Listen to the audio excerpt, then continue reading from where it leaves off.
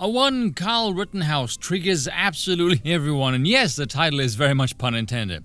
Now, you guys all remember Mr. Rittenhouse, yes? The, at the time, 17-year-old chap who defended private property from a bunch of morons and subsequently ended up in a court case that captured national attention as to whether or not Americans still have the right to self-defense. Very emotionally charged period. However, in the grand scheme of things, when the emotion died down and you looked at the case with a sober eye, it was a pretty clear-cut case of fuck around and find out. Because as it turns out, openly antagonizing and expressing a desire to maim and or kill someone holding a rifle might not be the smartest move. Shocking. So he was propelled to stardom, what with the media trying to racialize the event, which was incredibly stupid. It made no sense considering the demographics involved. He became the young avatar of the Second Amendment, got to meet Trump, go on podcasts, ride the wave of momentum, dude. We all know how this goes.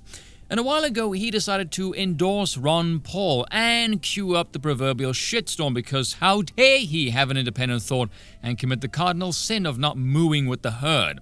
With a whole bunch of MAGA midwits acting pissy, childish, memeing on him using trial footage, generally acting like a bunch of emotionally charged morons, and or using Rittenhouse to do the virtue signaling thing like this.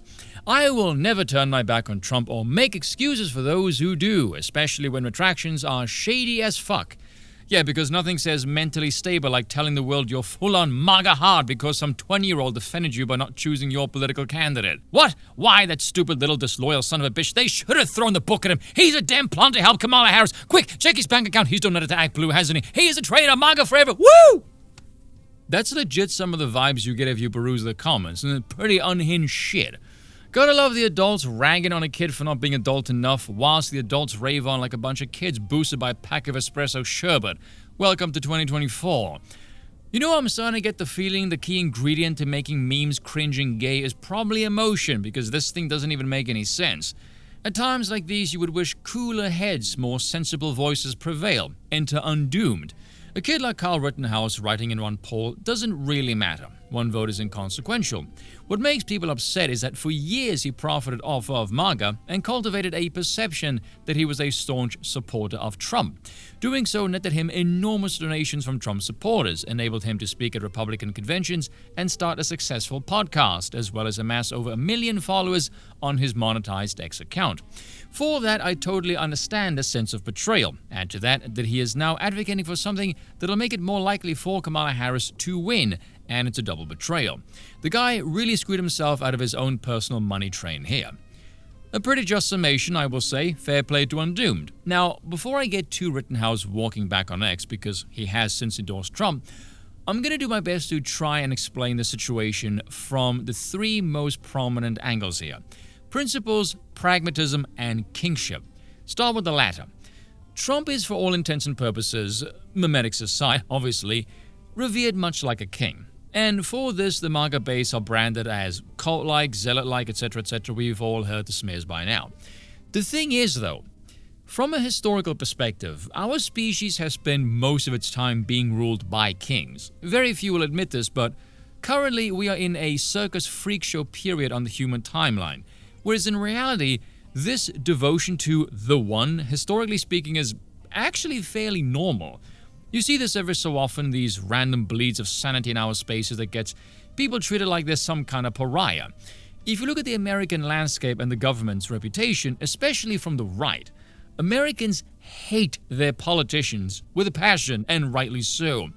Trump had to wrangle a body of elected representatives to get funding to protect the borders of the nation state. That is fucking insane. I don't give a damn what the Constitution says. Regardless of political affiliation, if you have any persons with political power who doesn't defend the borders of the nation state, that is treasonous, period, and you should be thrown out of office, never to return. And that's me being polite about it. Ah, French. I actually think that people should vote to give Trump absolute power. Treat him like the head of a ship. Bollocks to the whole checks and balances nonsense, because that clearly doesn't work. We have a captain, get your crew, and we set sail. You don't question the leader, the buck stops with him. Frankly, the people have a lot more power over government that way as well. This is the devotion that Trump has managed to cultivate. We've seen how he behaves, we've seen his constraints, his opposition, and people feel like Trump has deserved his reputation as being sincere in his commitments, and as such he commands a level of loyalty that no other politician even comes close to emulating. So considering how Kyle was essentially bolstered by the power of MAGA, much like Undoomed, I can understand the feeling of betrayal. However though, Kyle's selling point was the Second Amendment, uncompromising absolutist, and Ron Paul appeals more to his principles. Fairly cut and dry.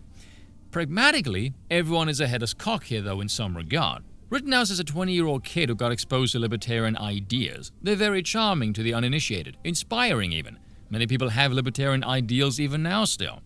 However, looking at the current political landscape, the doom and gloom, the end of the republic is a cackling moron away, the idea of standing on principle now is frankly insane.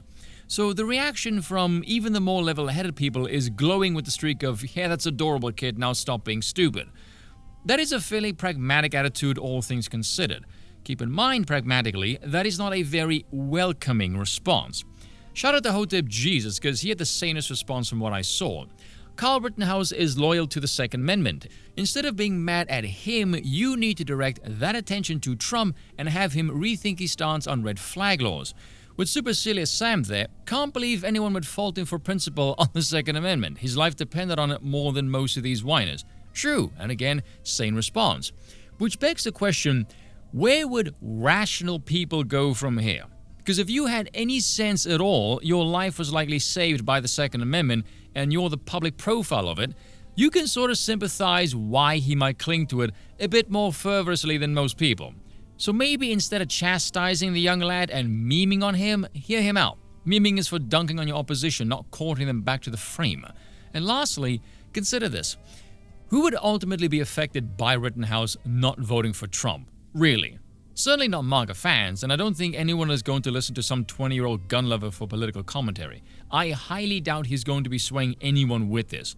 Which begs the question, why did the Trump campaign make an effort to re-court the boy and listen to his concerns? Politically, that is a much smarter move than painting your digital dick red, white, and blue and screaming MAGA from the rooftops.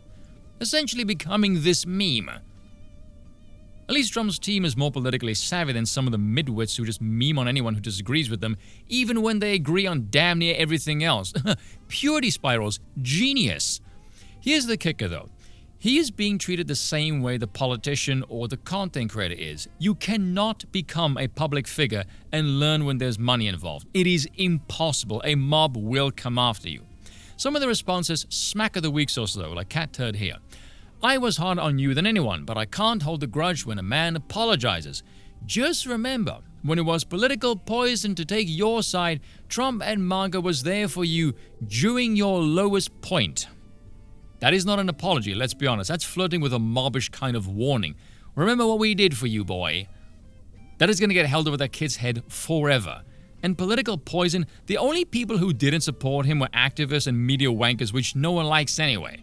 Everyone knew he was innocent. The entire trial was just to see, do you have any semblance of justice still left in the United States?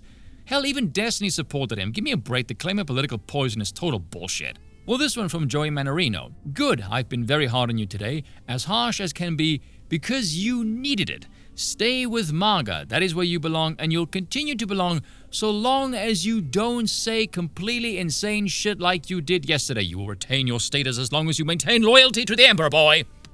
Tell me it doesn't have that vibe. It totally does. But if you think the right's reaction merits an eye roll, man, the opposition should merit a damn straitjacket. Check this out. Trump's campaign had to dedicate time to convince Kyle Rittenhouse to vote for him. They are in shambles. Yes, news just in. Politician talks to voter to get vote.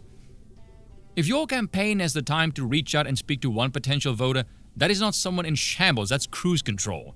They are such weirdos. Why would truly care if that racist loser votes for him? I don't know who Y is, but I hope they vote Trump. It's not about the one racist loser. It's about the cavalcade of racist losers who propped up the one racist loser who killed people for their race as a conservative. Man, what in the name of Aunt Jemima are these people smoking? Personality and their votes can't lose the racist loser-loving bloc. Never mind, that explains that. God, I hate democracy. Cheers for watching, and once again, I apologize for nothing.